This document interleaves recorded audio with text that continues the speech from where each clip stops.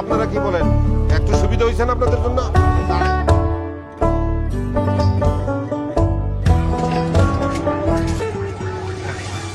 Gazipur city কর্পোরেশনে শুরু হয়েছে বার্ষিক কর মেলা।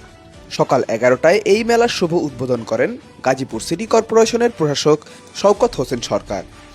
উদ্বোধন শেষে নাগরিকদের উদ্দেশ্যে প্রশাসক বলেন, আপনাদের ট্যাক্সের টাকায় আমাদের নগরায়ণ হবে, রাস্তাঘাট, ড্রেন ও পয় নিষ্কাশন ব্যবহার উন্নয়ন করা হবে। এই করে টাকা দিয়েই কিন্তু এই শহরের উন্নয়ন হচ্ছে। শহরের যত ধরনের পয় নিষ্কাশন, ড্রেন, যাবতীয় যা কিছু আমরা এই করের টাকা দিয়েই করি। গাজীপুরকে আধুনিক ও পরিকল্পিত নগর হিসেবে গড়ে তুলতে সময়মতো কর পরিশোধের জন্য সবাইকে উদ্বুদ্ধ করেন তিনি।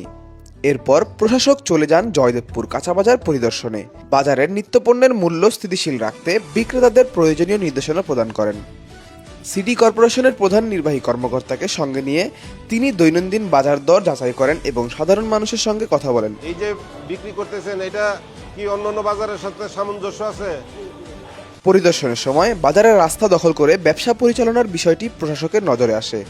চলাচলের পথে বাধা সৃষ্টি করা ব্যবসায়ীদের দ্রুত রাস্তা থেকে মালামাল ছড়িয়ে অন্যত্র ব্যবসা করার নির্দেশ দেন তিনি। নির্দেশনা অমান্য করলে জরিমানা, মামলা, জব্দসহ কঠোর আইনগত ব্যবস্থা গ্রহণ করা হবে বলেও হুঁশিয়ারি দেন প্রশাসক।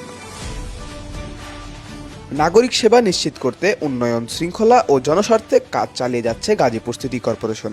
আমাদের প্রতিটা অঞ্চলে হলিডে মার্কেট করার জন্য উদ্যোগ গ্রহণ করেছি।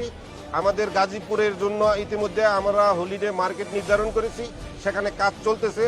যারা এই অবৈধ দখলদার এবং হকার, যারা এই যে রাস্তার উপরে বসে পরিবেশ নষ্ট করতো, রাস্তায় যানজটের সৃষ্টি করত, তারা আর এখন থেকে করার সুযোগ নেই, আমরা করতে দিব না। যেটা আমরা উচ্ছেদ করছি সেটাকে আমরা ধরে রাখবো, এই নগরবাসী, শহরবাসীর লোকজন যাতে নির্বিঘ্নে চলাচল করতে পারে, এবং তাদের জন্য আমরা যে হলিডে মার্কেট ব্যবস্থা করেছি তাদেরকে সেখানে আমরা পুনর্বাসন করব।